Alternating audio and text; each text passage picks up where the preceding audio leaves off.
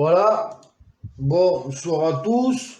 J'espère que vous avez passé une bonne soirée, enfin une bonne journée surtout, et que nous allons passer pas un bon moment, mais un vrai moment devant Dieu, car nous avons besoin d'être remplis de Dieu, d'entendre sa parole pour qu'il puisse nous guider sur ses voies comme lui le veut. Donc, je vais prier pour ces moments, et puis après, je vais attaquer le message comme prévu. Seigneur Père, je te rends gloire et grâce, merci Père éternel de bénir ces moments que tu nous permets d'avoir avec toi, Seigneur, que tu puisses diriger toutes choses par ton Saint-Esprit, que tu puisses, Seigneur, agir dans les cœurs, dans les âmes, dans les esprits de ceux qui vont regarder cette vidéo ou ce direct, qui puissent, Père éternel, comprendre de leur cœur et qu'ils se convertissent et que tu puisses les sauver, Seigneur, que tu puisses, Père éternel, agir comme toi tu le veux pour les conduire sur ton chemin, Seigneur, que tu puisses, Père éternel, agir dans leur vie pour qu'ils puissent, Seigneur, agir comme toi tu le veux et pas comme leur chair le veut, Seigneur, que tu puisses enlever tout ce qui est ténèbres, tout ce qui est mauvais, tout ce qui est de l'ennemi, Seigneur, ça s'enlève maintenant au nom du Seigneur Jésus-Christ, et qu'il n'y ait que l'Esprit qui parle, Seigneur, ton Esprit Saint, Seigneur, celui qui est puissant, Seigneur. Ta parole est puissante et efficace, et elle ne revient pas à toi sans avoir fait son effet, Père éternel, et que tu puisses, Seigneur, faire taire la chair, et que ton Esprit Saint parle pour que nous puissions entendre ton message comme toi tu veux l'apporter, Père. Au nom du Seigneur Jésus, je te dis merci, et à toi la gloire et la victoire, Père. Amen. Donc, rebonsoir à tous. Donc, nous allons commencer le message.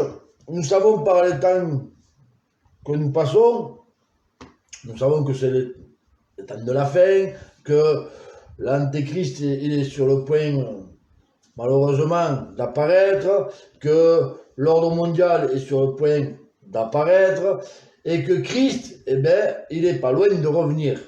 Mais le problème, c'est qu'il y a beaucoup de chrétiens qui pensent avoir encore et encore et encore du temps. Donc, nous allons de suite passer à une lecture dans Romains 13, 11. Il est écrit comme ceci: d'autant que vous savez en quel temps nous sommes. C'est l'heure de vous réveiller enfin du sommeil, car maintenant le salut est plus proche et plus près que lorsque nous avions cru.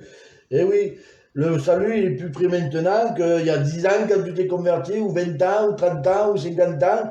Mais le problème, c'est pas la question que le salut soit proche. Le problème, c'est quel est ton état? Est-ce que tu es en conformité avec la parole? Parce que dans 1 Corinthiens 6, 12, il est dit: tout m'est permis, mais tout ne m'est pas utile. Tout m'est permis, mais je ne me laisserai pas asservir par quoi que ce soit. Parce que si tu fais passer les choses de ce monde, que tu fais passer les choses qui t'intéressent plus dans ta chair que les choses de Dieu, je te le dis, tu n'es pas sur le bon chemin. Jésus dit: veillez et priez, car vous ne savez ni le jour ni l'heure. Il faut être prêt à l'heure actuelle, comme s'il revenait dans la minute même. Pourquoi je dis à la minute même? Parce qu'on dit que le lendemain ne nous appartient pas. Mais moi je dis que c'est même pas la minute après qui t'appartient. Pourquoi? Parce que là, je te parle, dans une minute, je peux avoir fait une crise cardiaque et mourir. Donc c'est même pas un lendemain, c'est une minute après. Donc oui, nous ne savons pas ce qui est fait du lendemain, mais nous vivons comme nous le voulons. Et après, quand le Seigneur va apparaître, on dira: ah, mais je ne savais pas ni l'heure ni le jour, mais je ne pensais pas que j'étais maintenant. Mais il te dit: sois prêt. Un chrétien, un serviteur, n'importe qui, nous devons toujours être prêts à la revenue du Christ. Nous allons lire une deuxième lecture, c'est dans Tite, au chapitre 2 et verset 11. Il est dit comme ça: la grâce de Dieu, source de salut pour tous les hommes, a été manifestée.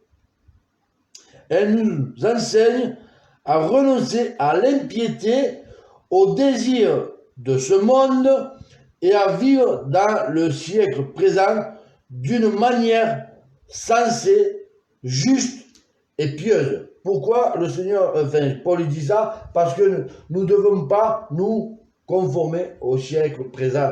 Nous devons être, nous sommes dans ce monde, comme le Seigneur Jésus disait pour les apôtres, ils sont dans ce monde, mais ne font pas partie de ce monde. Nous sommes dans ce monde, oui, nous sommes obligés de vivre dans ce monde, puisque nous sommes nés dans ce monde, et jusqu'à ce qu'on ferme les yeux ou ce que le Seigneur Jésus revienne, nous sommes obligés de rester dans ce monde. Maintenant, par contre, est-ce qu'il a dit dans la parole, faites comme le monde? Non, il a dit sortez du monde. Donc, pourquoi nous vivons selon le monde? Eh bien, parce que nous avons été appris depuis notre jeune enfance à vivre comme cela. Mais maintenant que nous sommes des adultes, que nous avons connu le Seigneur Jésus, nous devons et nous devons nous obliger, on va dire, à marcher comme le Seigneur voudrait. Pourquoi nous ne marchons plus comme la chair? Parce que nous sommes morts avec Christ et nous sommes ressuscités avec Christ. Et ce n'est plus nous qui vivons, c'est Christ qui vit à notre place. Nous vivons pour lui, nous ne vivons plus pour nous. Si nous vivons pour nous, nous vivons encore par la chair. Et si nous vivons par la chair, eh bien, nous n'avons pas l'amour du Père. Donc, dans Jacques 1, 14, 15, il est dit « Mais chacun est tenté parce que sa propre convoitise l'attire et le séduit. Puis la convoitise, lorsqu'elle a conçu, enfante le péché. Et le péché, parvenu à son terme, engendre la mort. » Alors oui, quand tu étais petit, on t'a appris qu'il fallait vivre comme ceci, comme cela, fêter ceci, fêter cela, aller là-bas, aller là-bas. Mais Dieu te dit, non, tout ça tu l'oublies. Parce que quand tu viens à Dieu, quand tu te fais baptiser, il n'y a plus de coutumes, il n'y a plus de tradition, il n'y a plus, tu es plus français, tu es plus anglais, tu es enfant de Dieu. Du moment que tu es enfant de Dieu, tu dois ressembler et tu dois refléter Christ. Et si tu reflètes Christ et tu ressembles à Christ, automatiquement, tu sors du péché et tu sors de ce monde qui t'induit en erreur et qui te séduit, malheureusement, et qui t'amène sur le chemin de la perdition et qui t'amènera, comme j'ai dit dimanche, dans le second train qui t'amènera à l'étang de feu. Et à ce moment-là, il ne faudra pas dire que c'est oh Seigneur, tu comprends. Non, non, le Seigneur, il t'a averti avec sa parole. Comme j'ai dit dimanche, dans 1 Jean 2,15, n'aimez pas ce monde, n'aimez pas les choses de ce monde. Celui qui aime les choses de ce monde n'a pas l'amour du Père. Si tu aimes les choses de ce monde, si ta chair te régale dans les choses de ce monde, je veux te dire un truc, fais mourir ta chair, oui, et crucifie ta chair, repasse à la croix, crucifie ta chair. Parce que quand le Seigneur Jésus va arriver, si tu n'as pas la chair crucifiée et que tu ne vis pas par l'esprit, tu resteras avec ta chair, avec Satan et ses démons. Nous allons faire la troisième lecture dans 1 Timothée 1, au verset 8.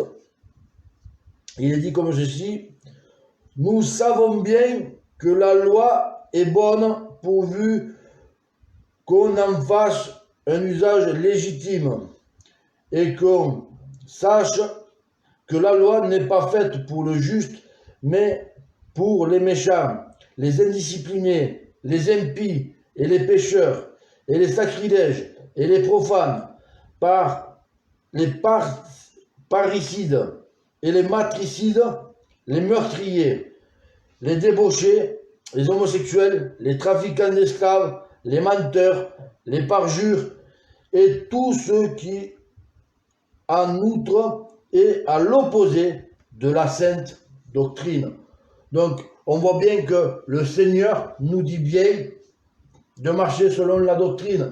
Tout ce qui est à l'opposé et le contraire de la doctrine est contre Dieu. Et il faut que tu saches que si tu ne marches pas comme Dieu veut, tu as la colère de Dieu sur toi. Ou tu as la bénédiction de Dieu, ou tu as la colère. Mais tu ne peux pas arriver à faire comme tu veux. Tu dois te conformer à la parole. Ce sont la parole qui te guidera, c'est la parole qui va te montrer le chemin que Dieu veut que tu prennes et que tu suives. Si tu suis un autre chemin que celui que Dieu veut que tu suives, dis-toi un truc, c'est que tu es dans la désobéissance, et si tu désobéis à Dieu, tu es un méchant, et Dieu ne veut pas que les méchants meurent, mais qu'ils se détournent leur voie et qu'ils reviennent pour qu'il les sauve. Et nous allons voir pourquoi il aime bien sauver les justes dans 2 Pierre 7, oui, 2 Pierre au chapitre 2, au verset 7 et 8, et nous allons voir que il parle de Lot, qui était à Sodome et Gomorrhe, et dans le monde actuel, le péché est au summum, et il y en a plus qu'à l'époque de Sodome et Gomorrhe. Donc, 2 Pierre, chapitre 2, versets 7 et 8. Mais s'il a délivré Lot, le juste, donc ça veut dire que Dieu délivre le juste, mais pas l'injuste. Il ne tiendra pas coupable l'innocent, mais il ne tiendra pas innocent le coupable. Donc si tu n'es pas juste devant Dieu, sache une chose, tu es coupable devant Dieu. Donc il a délivré Lot, le juste, profondément affligé par la conduite déréglée de ces criminels. Car ce juste qui habitait au milieu d'eux torturait jour après jour son âme de juste à cause des iniquités qu'il voyait ou entendait. Donc il dit que Lot vivait au milieu de Sodome et Gomorrhe et que son âme était torturée, son âme de juste était torturée par ce qu'il entendait et ce qu'il voyait. Donc on en revient à ce que je disais dimanche, même s'il est pas mal d'aller dans un endroit, du moment que tu vas entendre des choses, que tu vas voir des mauvaises choses, tu n'as pas à y aller. Dieu est saint, il veut que nous soyons saints. Si toi tu dis, moi je peux aller là-bas, de toute façon ça ne fait pas de mal, mais que tu entends des choses pas bien et que tu vois des choses pas bien, tu n'es pas juste aux yeux de Dieu. Tu es dans le péché. Et tu tortures ton âme qui, elle, devrait être sainte et blanche, puisque tu as été purifié par le sang de Christ. Donc, il ne faut pas faire comme dans 2 Timothée 4,10, que Démas avait abandonné Paul, excusez-moi. Il ne faut pas faire comme Démas, abandonner les choses de Dieu à l'heure actuelle et se conformer au siècle présent. Non, non, non. Je te conseille une chose, reviens vite sur les voies de Dieu, abandonne ce monde et reviens sur les voies de Dieu et marche comme Dieu veut. Parce que si tu abandonnes Dieu, tu vas pleurer et tu auras des pleurs et des grincements de dents. Donc dans Romains 12, 2, il est dit, ne vous conformez pas à ce monde présent, mais soyez transformés par le renouvellement et de l'intelligence afin que vous discerniez quelle est la volonté de Dieu, ce qui est bon, agréable et parfait. Et oui, quand on a été renouvelé, donc on a eu la nouvelle naissance, on a été baptisé, on a été renouvelé par le Saint-Esprit et nous avons reçu l'intelligence du Saint-Esprit qui est l'Esprit de Dieu et il nous conduit, il nous permet de discerner ce qui est bon, ce qui est mauvais. Et comme Dieu, il est parfait, il nous conduit dans la volonté de Dieu qui est agréable à Dieu et qui est parfait aux yeux de Dieu. Si ton Saint-Esprit que tu as reçu, si le Saint-Esprit que tu as reçu, il te dit de ne pas aller là-bas, pourquoi tu y vas? S'il te dit de ne pas faire ceci, pourquoi tu le fais? Et oui, si toi tu continues à marcher comme ta chair veut, tu vas contre l'Esprit. Pourquoi? Parce que la chair et l'Esprit sont contradictoires. L'un veut le bien et l'autre veut le mal. Ta chair t'amènera toujours dans le péché. Par contre, l'Esprit t'amènera toujours hors du péché. Donc, oui, nous ne pouvons pas, dire que nous marchons selon l'esprit si nous marchons selon la convoitise de la chair. Si tu marches selon la convoitise de la chair, tu ne marches pas selon l'esprit. L'esprit te dit, soyez saints, et ta chair te dit, va te souiller. Alors, qui tu écoutes le plus? Ta chair qui t'amoine dans le péché, ou l'Esprit Saint qui te dit, va te consacrer, va lire la parole, va prier, marche selon Dieu, parce que bientôt il revient, et que bientôt, malheureusement, il va y avoir des pleurs et des grincements de dents. Mais le problème, il n'est pas que toi, tu te puisses être sauvé, il est aussi que il faut sauver les autres, et pour cela, il faut aller vers les autres. Mais avant cela, pour enlever tout ce qui est du péché, malheureusement pour nous, parce qu'il faut combattre la chair, c'est un combat de tous les jours. Le combat de la foi, c'est un combat de tous les jours. Et le combat contre la chair, c'est un combat de tous les jours. Et je me rappelle d'un témoignage que j'avais entendu d'un pasteur justement de Mont-de-Marsan. Et il y avait un jeune pasteur et un ancien.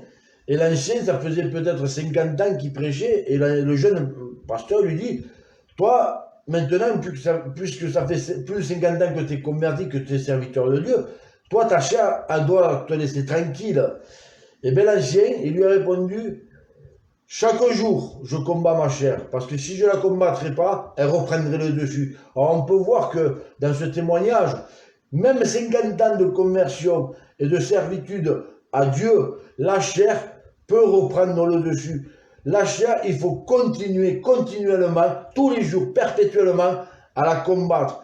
Tant que tu n'auras pas fermé les yeux, ou tant que le Seigneur Jésus ne sera pas revenu, sache une chose, tu auras toujours le corps corruptible et pécheur, privé de la gloire de Dieu, et ta chair voudra t'amener toujours dans le péché et dans le chemin de la perdition. Et pour cela, nous allons prendre 1 Pierre 4, au verset 1. Ainsi donc, puisque Christ a souffert dans la chair, vous aussi armez-vous de la même pensée, car celui qui a souffert dans la chair en a fini avec le péché, afin de vivre non plus selon les désirs humains, mais selon la volonté de Dieu pendant le temps qui lui reste à vivre dans la chair. Pourquoi? Parce que le temps que nous passions sur cette terre, nous vivons dans la chair. Et ça peut être un court temps, comme un long temps, ça dépend. Il y en a qui meurent à 30 ans, d'autres qui meurent à 15 ans, d'autres qui meurent à 50 ans, d'autres, la plus âgée, je crois qu'elle fait 125 ans, donc on voit que le temps n'est pas pareil pour tout le monde. Mais comme je l'ai dit tout à l'heure, le lendemain ne t'appartient pas. Est-ce que demain tu vas te coucher ce soir? Est-ce que demain tu vas être là pour te réveiller? Nous ne savons pas. Par contre, ce que je peux te dire, si tu n'es pas en conformité avec la parole, est-ce que tu seras près du Seigneur ou loin du Seigneur? À toi de voir à l'intérieur de toi, voir si tu es en conformité avec la parole, et si bien sûr, tu seras près du Seigneur ou loin du Seigneur. Alors, il y en a qui vont se convaincre tout seuls. Pourquoi? Parce que ils vont dire, oh, j'ai eu une personne assez âgée, elle m'a dit, moi je pêche pas, je fais pas de mal à personne, j'ai pas d'orgueil, j'ai pas une grande télé. J'ai dit oui, mais ce que tu me dis, que Dieu n'est pas si saint, c'est un péché. Parce qu'elle me disait que Dieu n'était pas si saint. Donc elle péchait envers Dieu. Donc vous voyez, les gens croient qu'ils sont saints, ils croient qu'ils font pas de mal, qu'ils font pas de péché, mais seulement avec la parole. Ce qu'elle a dit, elle a plus péché que si elle aurait menti ou autre. Mais un péché reste un péché, que ce soit un mensonge, que ce soit un blasphème, que ce soit une escroquerie, tout ça, c'est un péché. Un péché reste un péché. Il n'y a pas de petit, il n'y a pas de grand péché. Tu pêches, tu n'es plus en conformité. Donc, est-ce que tu es en conformité avec la parole? Et il est là le problème. Il faut être en conformité avec la parole. Dans 1 Pierre 1,14, il est dit, comme des enfants obéissants, et ne vous conformez pas au désir que vous aviez autrefois dans votre ignorance. Parce qu'à l'époque, on ignorait les choses de Dieu. On ignorait, malheureusement pour nous, on ignorait les voies de Dieu. On ne savait pas que mentir c'était péché, voler c'était péché. On savait que c'était mal, mais on ne savait pas qu'au jeu de Dieu c'était un péché. Parce que vous prenez un enfant, vous l'élevez, qui lui apprend à mentir? Qui lui apprend à voler? Personne. C'est dans la chair. Arrivé à un certain âge, s'il fait une bêtise, vous allez dire, qui c'est qui a fait ça? Et s'il y a quelqu'un avec lui, il va dire, c'est lui. Il va mentir d'office. Et s'il veut quelque chose, par exemple, un bonbon ou quelque chose, et qu'on lui dit non, s'il peut le prendre, il va le prendre. Mais qui c'est qui lui a appris à voler? Qui c'est qui lui a appris à mentir? C'est personne. C'est la chair qui est pécheresse. C'est la chair qui est privée de la gloire de Dieu. Et malheureusement, quand on est en vie, on est dans un corps de chair privé de la gloire de Dieu, Et nous n'avons pas besoin d'apprendre à voler ou à mentir. C'est la nature de la chair. C'est la nature de la chair de péché. C'est pour ça qu'il faut la combattre jour après jour. Et en tout temps. Pourquoi? Parce qu'elle va vous amener automatiquement dans le péché. Donc, il est dit aussi dans Jude 1,18, à la fin des temps, il y aura des moqueurs qui marchent dans l'impiété selon leur convoitise. Pourquoi? Parce que dans les derniers temps, on ne parle pas de moqueurs quand on voit quelqu'un qui tombe ou quelque chose, qu'il se moque. Non, ça c'est des moqueurs, oui. Mais on parle de moqueurs là, à cet instant-là, des moqueurs qui se moquent de Dieu. Pourquoi? Parce que dans les églises, on en voit, ils marchent selon la piété. Ils lisent, ils prient, ils chantent, ils font tout ce qu'il faut. Mais en dehors, ils vivent selon le monde, comme le monde. Et les moqueurs, à ce verset-là, ils parlent de ceux qui se moquent de Dieu. Et sachez une chose, c'est qu'on ne se moque pas de Dieu. Si Dieu, quand il va revenir, quand Jésus va revenir, sache une chose, lui, il ne regarde pas l'apparence, il regarde le cœur. Et si tu t'es moqué de lui, sache une chose, tu ne seras pas près de lui, tu seras loin. Et surtout, tu ne pourras pas dire, c'est pas vrai, hein. Parce que lui, il dira, comme pour Samuel qui a choisi David, je ne regarde pas l'apparence. L'homme regarde l'apparence, moi je regarde au cœur. Et lui, il te regardera ton cœur, il te dira, c'est là qu'il va, comme dans Matthieu 24, il va séparer les brebis des boucs. Pourquoi? Parce qu'il regardera le cœur. Il va mettre les brebis à sa droite et les moqueurs à sa gauche, et les boucs. Ceux qui me font croire qu'ils marchent selon la parole, qui sont chrétiens, mais qui marchent selon le monde, il va les mettre à sa gauche. Et dans Matthieu 24, vous lirez, ceux qui sont à la gauche, les boucs, eh bien, ils vont dans les temps de feu. Ils ne vont pas près du Seigneur. Donc, oui, il faut être en conformité avec la parole. Donc, dans Luc 21, 36, il dit, veillez donc et priez en tout temps, afin que vous ayez la force d'échapper à tout ce qui doit arriver et paraître debout devant le Fils de l'homme. Qui va pouvoir paraître debout devant le Fils de l'homme quand il va apparaître? Qui va dire, Jésus, je suis là, je suis droit à tes yeux, je suis juste à tes yeux, j'ai marché selon la parole. Qui pourra paraître debout? Qui n'aura pas honte et qui va s'en rabaisser et qui va dire, excuse-moi Seigneur, j'étais pas droit. Il est là le verset. Il faut pouvoir arriver à apparaître debout devant le Fils de l'homme. Et pour cela, il faut veiller. Veiller et prier. Pourquoi? Prier en tout temps, il faut prier les uns pour les autres, pour les malades, pour nous-mêmes déjà. Parce qu'avant de prier pour les autres, sache une chose, il faut que tu pries pour toi-même. Pourquoi? Parce que quand tu pries pour toi-même, que tu te mets en conformité avec la parole, à ce moment-là, tu peux agir après pour les autres. Mais n'essaye pas d'agir pour les autres avant que toi, tu ne sois pas en conformité. Parce que Dieu ne t'entendra pas prier. Dieu ne t'exaucera pas. Parce qu'il exauce le juste, mais l'injuste ne l'exauce pas. Comment tu veux prier pour ton frère qui est malade, qui a besoin du Seigneur, que toi, tu es dans le péché, tu es dans le désordre, et que Dieu ne t'entend pas? Prie déjà pour toi, Seigneur, purifie-moi, Seigneur, enlève-moi le péché. Et quand tu seras en conformité avec la parole, tu pourras prier pour les autres, tu pourras prier pour ton frère, pour ta soeur, et à ce moment-là, Dieu t'exaucera. Mais tant que tu n'es pas en conformité avec Dieu, je te le dis, tu ne seras pas exaucé et il ne t'entendra pas. Parce que la première prière du pécheur, c'est la repentance qu'il entend. Et quand tu t'es repenti sincèrement, avec un cœur sincère, à ce moment-là, il commence à t'entendre. Il commence seulement. Parce qu'après, ça va être les prières où, Seigneur, purifie-moi, Seigneur, enlève-moi le péché, Seigneur, enlève-moi ceci, enlève-moi cela. Il va...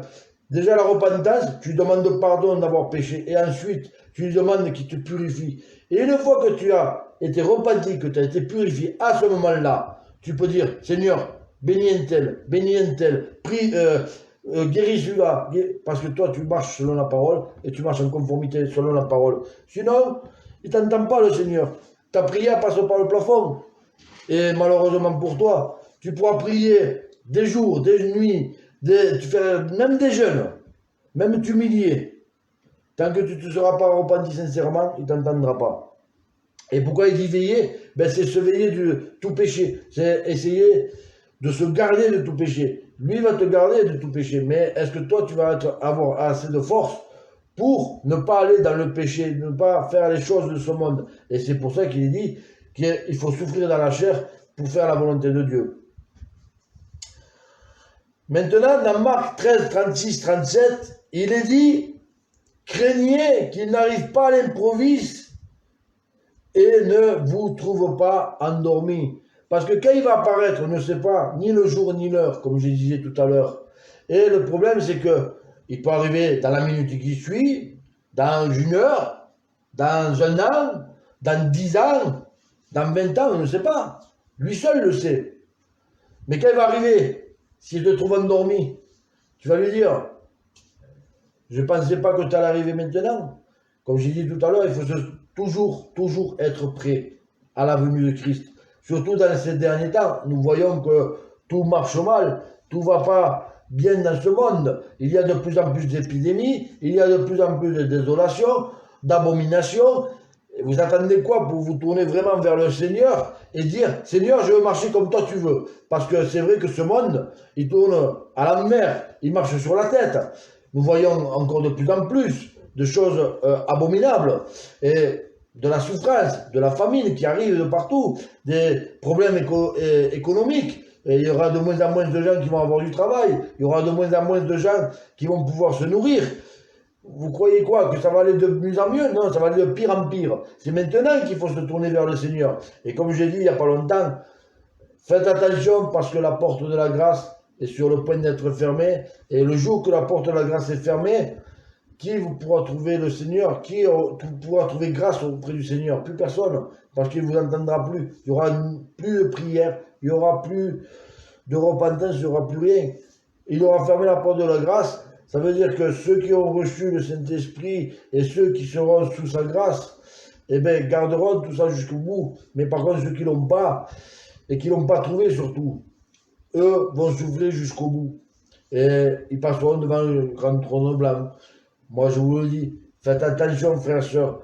Le Seigneur n'est pas loin de revenir. Et il est l'heure de se tourner vers lui, sincèrement, à 100%, et surtout de marcher comme lui le dit. Dans 1 Pierre 5,8, il est dit, soyez sobres, veillez. Votre adversaire, le diable, rôde comme un lion rugissant, cherchant qui dévorer. Parce que même si tu te conformes à la parole, sache une chose, c'est que le diable ne te laissera pas tranquille. Il va tourner autour de toi comme un lion rugissant. Et si, à un moment donné, tu as une faiblesse, il va te sauter dessus, il va te dévorer.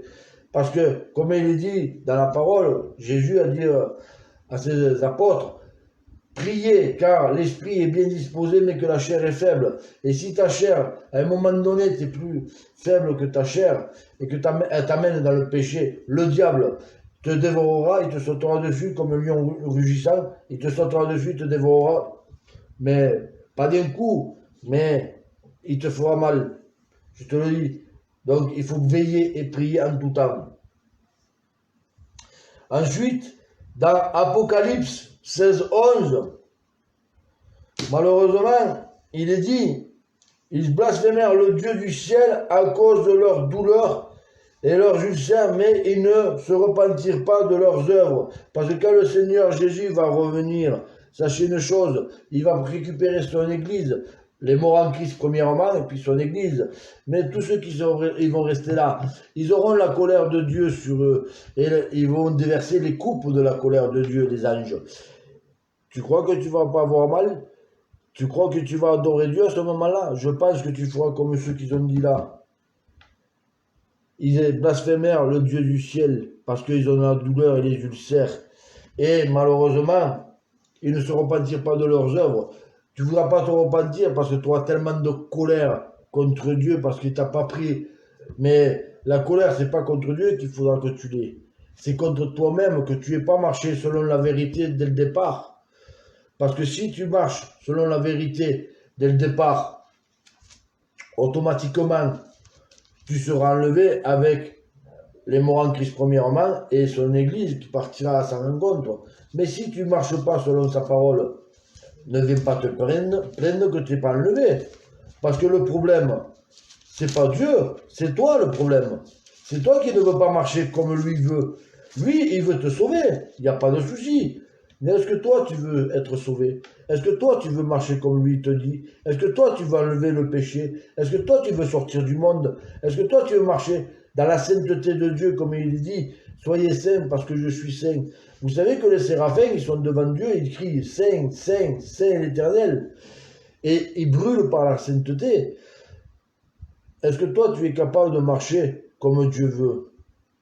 Il ne te demande pas d'être saint comme lui, parce que saint comme lui, on n'y arrivera pas.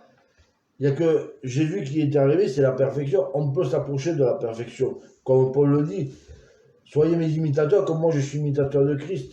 On peut refléter Christ en s'approchant de la perfection. Mais est-ce que tu veux vraiment marcher comme Dieu veut? Est-ce que tu veux vraiment marcher comme Jésus t'a montré et te montre dans les Écritures? Est-ce que Jésus est allé, il allait dans les mers, puisqu'il allait à la mer de Galilée, mais est-ce qu'à l'époque, et ça m'étonnerait, puisque les femmes à l'époque, ils n'étaient pas en bikini, parce que s'ils montreraient la nudité, ils auraient été lapidés. Mais est-ce qu'il a été se baigner devant tout le monde? Est-ce qu'il a été faire des abominations, des désolations, être dans ce monde? Non. Jésus, lui, marchait dans la pureté, la sainteté de Dieu. Et il était, à l'époque, les religieux de l'époque, ils n'avaient pas le droit de faire ce qu'ils voulaient, comme maintenant, les religieux de maintenant. Maintenant, moi, je vais te dire, oui, tu prends les religieux de maintenant, c'est à croire si les religieux ne sont pas païens. Et si les païens ne sont pas religieux. Pourquoi? Parce que même les païens, j'ai entendu ça à la télé, ou sur Internet, je ne sais plus, ils disaient que même les païens disent que tout ce qui arrive dans le monde, c'était diabolique. Alors les païens se rendent compte que c'est diabolique, ce qu'il y a dans le monde. Mais les chrétiens ne s'en rendent pas compte. Qu'est-ce qu'ils font les chrétiens? Ils vont dans le monde. Alors les païens sont plus chrétiens qu'un chrétien.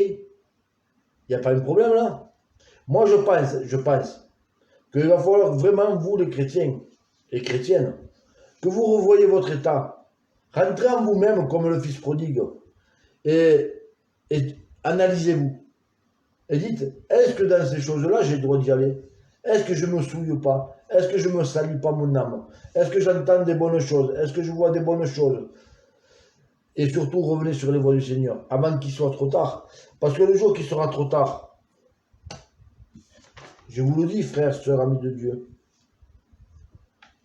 il sera trop tard. Le premier train sera passé. Il ne restera que le second. Terminus, il est temps de feu. Et là, on ne pourra plus rien pour vous. Hein. Nous, on n'est que serviteurs, on apporte le message de Dieu. C'est à vous de le mettre en pratique. Nous sommes là pour vous montrer le chemin de Dieu. Mais après, vous avez votre libre arbitre. Maintenant, je te le dis, toi qui es chrétien ou chrétienne, sache une chose, c'est que si tu pêches, tes enfants te reflètent. Cet après-midi, j'ai vu un enfant de chrétien, en photo, il faisait un dos d'honneur. Est-ce que vous trouvez qu'un enfant de chrétien doit faire un dos d'honneur? Ou autre? Eh bien moi je vous dis non. Je vois aussi des enfants de chrétiens faire des gestes diaboliques, comme les contes du diable, tout ça. Parce qu'ils voient ça à la télé, ils voient ça dans les choses du monde. Il est où l'enfant qui reflète le père qui est chrétien? L'enfant reflètera toujours les parents. Et nous sommes enfants de Dieu, nous devons refléter Christ, nous devons refléter Dieu. Mais toi, si tu ne reflètes pas Dieu, si tu reflètes le monde, ton enfant, qu'est-ce qu'il fait? Il reflète le monde. Et moi, je vais te dire une chose. J'ai un enfant à la maison, une petite fille de 2 ans et demi. Tu viens à la maison, je t'invite, il n'y a pas de problème, tu viens. Tu vas voir comment elle fait. Elle se met à table, elle attend avant de manger compris. Elle écoutait les prêches. Toute la journée, il y a les cantiques, elle chantait les cantiques. Elle parle pas gras, elle fait pas les mauvais gestes, elle reflète ses parents qui sont consacrés. Si un enfant de chrétien fait des mauvais gestes et que le chrétien le laisse faire, c'est que le chrétien fait semblant de marcher selon la piété. Parce qu'un chrétien, et vous lirez dans 1 Corinthiens, je crois que c'est 12 ou 6, je ne sais plus, enfants, obéissez à vos parents. Et le parent doit châtier son enfant comme Dieu châtie son enfant. Alors oui, si toi, tu es chrétien, que tu ne reprends pas ton fils qui fait des mauvais gestes ou qui a des mauvaises paroles, sache une chose, c'est que tu emmènes ton fils ou ta fille sur les voies de la perdition. Et ça reflète ton image.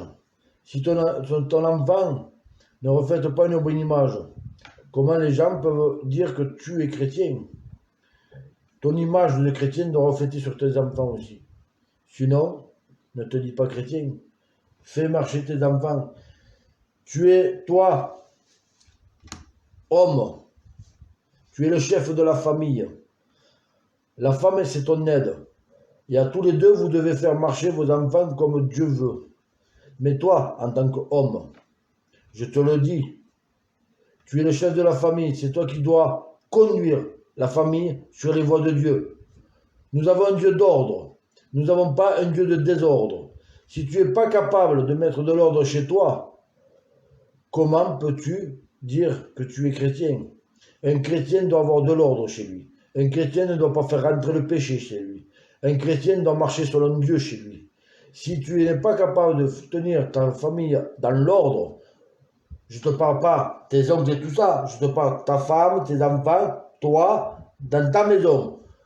Sache une chose, c'est que tu es dans le désordre et tu n'es pas en conformité avec la parole.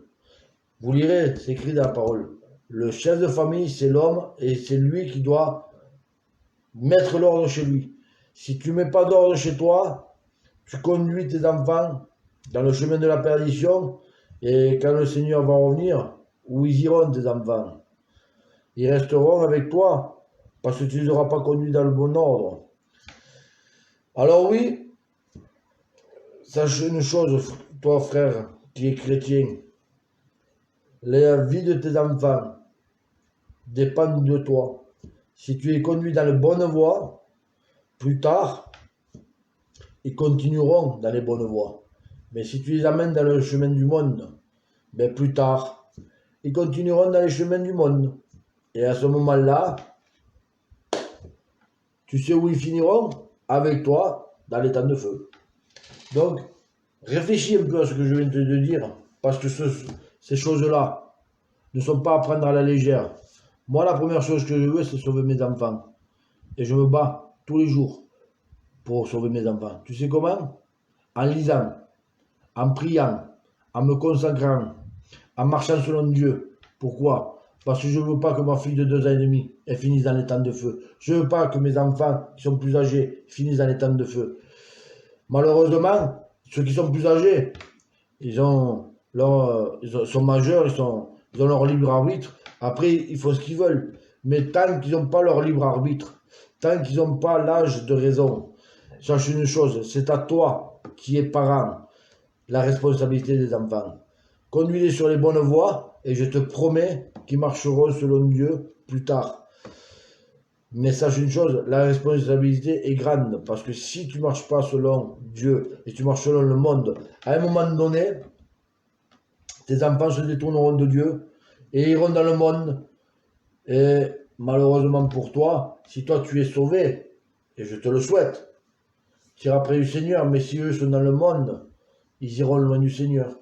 C'est pour ça qu'il faut commencer très jeune à leur apprendre les voies du Seigneur. Et d'ailleurs, c'est écrit je crois que c'est dans les psaumes ou dans le proverbe, qui dit « Conduisez vos enfants dans les voies du Seigneur ». Donc, c'est pas pour rien que le Seigneur dit ça. Si tu les conduis dans les voies du Seigneur, ils resteront dans les voies du Seigneur. Voilà, sœurs, frères, amis de Dieu. J'espère que le message a été clair. C'était un message pour les chrétiens qu'il faut arrêter de vivre comme les païens, mais qu'il faut vivre selon la volonté de Dieu, tout en restant dans les voies de Dieu, et surtout, pas que toi, ta femme, tes enfants, toute ta maison, comme il disait Josué, moi et ma maison, nous servirons l'Éternel. Ça, je l'ai vu plus d'une fois. Mais quand tu vois les chrétiens qui le partagent, quand tu vois leur Facebook, quand tu vois, même dans la vie, parce que j'en connais, que je vois en vrai, hein, et bien quand tu vois leur vraie vie, tu te dis, si toi tu sers l'Éternel, les païens, ils servent qui? Parce que ils sont plus saints les païens que toi. Voilà. À vous de juger et d'avoir le discernement. Si un chrétien est moins saint qu'un païen, c'est qu'il y a un problème. Et moi, j'ai vu des chrétiens, malheureusement, ils disaient que lui, sa maison, eh ben, il servait l'Éternel, mais quand on les voit avec des verres d'alcool, en train de chanter des cantiques, ou glorifier Dieu avec des verres d'alcool, ben, c'est pas des chrétiens pour moi. C'est pire que des païens. Comme j'ai dit dimanche, c'est même plus un tiède, c'est un congelé. Pourquoi? Parce que il connaît les voies du Seigneur, mais le froid, il est plus chaud que lui. Parce que lui, il connaît les voies du Seigneur, mais il fait encore pire que le païen. Donc, réfléchissez. On a choisi les voies du Seigneur, on n'a pas choisi les voies du monde. Si tu veux être sauvé par le Seigneur Jésus, reviens selon la parole, mets-la en conformité, bats-toi chaque jour avec la prière, avec la lecture, la consécration, et tu verras que Jésus te remplira de son amour, te remplira de sa paix, de sa joie, et te conduira sur ses voies, comme lui l'a dit, qui te conduirait, et tu verras que quand il reviendra, tu n'iras pas loin de lui, mais tu iras très près de lui, et tu pourras rester avec lui éternellement. Que Dieu vous bénisse, sœurs, frères, amis de Dieu. Maintenant, je vais prier pour ces moments que nous avons passés, pour les malades aussi, parce qu'on m'a demandé de prier pour les malades. Et puis après, je vous laisserai. Que Dieu vous bénisse abondamment, que vous puissiez avoir du discernement, faites comme le fils prodigue, rentrez en vous-même, étudiez votre état, et que vous puissiez prendre conscience de ce qui ne va pas dans votre vie. C'est tout ce que je peux vous dire. Seigneur Père, je te rends gloire et grâce. Merci Seigneur pour ces moments que nous avons passés ensemble, que tu puisses, Père éternel, maintenant agir puissamment et profondément dans le cœur, dans les âmes, dans les esprits de ceux qui ont vu et ou qui verront cette vidéo, Seigneur. Que tu puisses, Père éternel, leur donner le discernement et la compréhension, que tu puisses, Père éternel, leur montrer leur état et que tu puisses, Seigneur, en récolter toute la gloire, qu'ils puissent se tourner vraiment vers toi et marcher selon ta parole, qui puisse, Père éternel, venir à toi et bien sûr que tu puisses les sauver comme toi tu veux sauver tout le monde.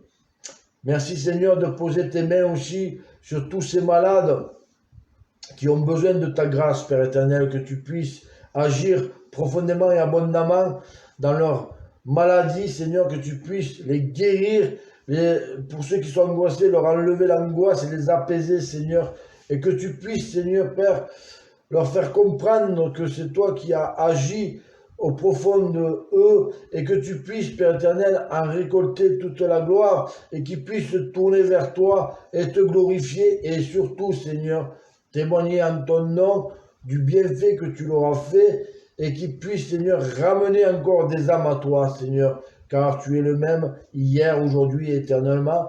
Tu ne changes pas et je sais que tu es un Dieu de miracles, un Dieu de guérison et que à toi tout est possible. Alors oui, Père, pose ta main puissante sur les malades, sur les gens qui ont de l'angoisse, du stress et que tu puisses, Père éternel, intervenir comme toi tu le veux et que toute la gloire te revienne. Au nom du Seigneur Jésus, je te dis merci. Amen. Alors oui, frères, sœurs, amis de Dieu, j'espère que vous avez compris le message. Le message, il est simple. Revenez selon la parole, marchez selon la parole, parce que nous sommes dans les temps de la fin. Le Seigneur Jésus, il est à la porte, oui. Et il va bientôt la fermer, et bientôt, quand il aura fermé la porte, il n'y aura plus de prière, il n'y aura plus de repentance, et il sera très très proche de revenir. Et malheureusement, pour ceux qui ne seront pas en conformité avec la parole, resteront ici avec Satan et ses démons et ils prendront le deuxième train qui a le terminus dans les temps de feu. Alors oui, sœurs, frères, amis de Dieu, rentrez en vous-même, jugez-vous vous-même, regardez ce qui ne va pas dans votre vie, que vous puissiez vous mettre en conformité avec la parole et avec Dieu. Si vous ne comprenez pas, demandez à Dieu en prière, il vous montrera ce qui ne va pas dans votre vie, il vous aidera à l'enlever, mais surtout, frères, sœurs, amis de Dieu, n'arrêtez pas de prier, n'arrêtez pas de lire, n'arrêtez pas de louer, de glorifier Dieu, de vous consacrer à Dieu, parce que bientôt, vous en aurez encore plus besoin qu'aujourd'hui. Nous sommes plus près du salut que quand nous avons cru. Alors oui, sœurs, frères, amis de Dieu, priez et veillez en tout temps. Que Dieu vous bénisse et à bientôt, frères, sœurs, amis de Dieu. Juste une dernière chose, je reviens jeudi, ensuite je reviendrai vendredi, c'est le frère Samuel qui prêche. Moi je reviendrai samedi pour une soirée spéciale évangélisation, donc parlez-en autour de vous, invitez des gens inconvertis chez vous, faites une soirée entre vous et regardez cette soirée spéciale évangélisation à 22 h, parce que il faut que la parole se répande partout, et bien sûr, comme il a dit le Seigneur Jésus, allez par tout le monde et répandez la bonne nouvelle. Donc, il faut savoir que vous, en tant que chrétien, aussi, vous avez un ministère de témoignage, comme il est écrit dans Acte 1:8, où vous serez les témoins de Jésus dans toute la terre entière. Donc, témoignez autour de vous, ramenez des âmes à Dieu, que samedi vous soyez devant cette prêche qui est spéciale évangélisation pour essayer de ramener des âmes à Dieu, parce que dans les temps de la fin qu'on est, il faut ramener toutes les âmes possibles à Dieu. Voilà, donc je reviens jeudi, vendredi c'est le frère Samuel, samedi c'est soirée spéciale évangélisation, et après on vous dira au fur et à mesure, il n'y a pas de problème. Que Dieu vous bénisse. Demain, c'est frère Boulon qui annoncera ce qu'il y aura, parce que je ne sais pas, je n'ai pas vu encore avec lui. Priez aussi pour le frère Boulon, pour sa famille, pour que Dieu pose ses mains sur son enfant qui est autiste, parce qu'il faut prier, parce que dans la parole il est écrit, 2 ou 3 qui s'accordent, fait mouvoir le bras de Dieu. Donc accordons-nous dans les prières, que ce soit pour le frère Boulon, que ce soit pour le frère Samuel qui a eu des problèmes la semaine dernière dans sa famille et qui en a encore, donc il faut prier pour eux. Il faut prier pour le frère Oki qui va témoigner normalement juste après aussi, donc il faut prier pour lui parce qu'il a des soucis aussi. On a plein de problèmes entre frères et sœurs, il faut prier les uns pour les autres. Prions tous ensemble, faisons mouvoir le bras de Dieu et vous verrez que c'est un Dieu qui ne change pas, il est hier, aujourd'hui et éternellement le même, il ne change pas. Que Dieu vous bénisse et à jeudi, frères, sœurs, amis de Dieu.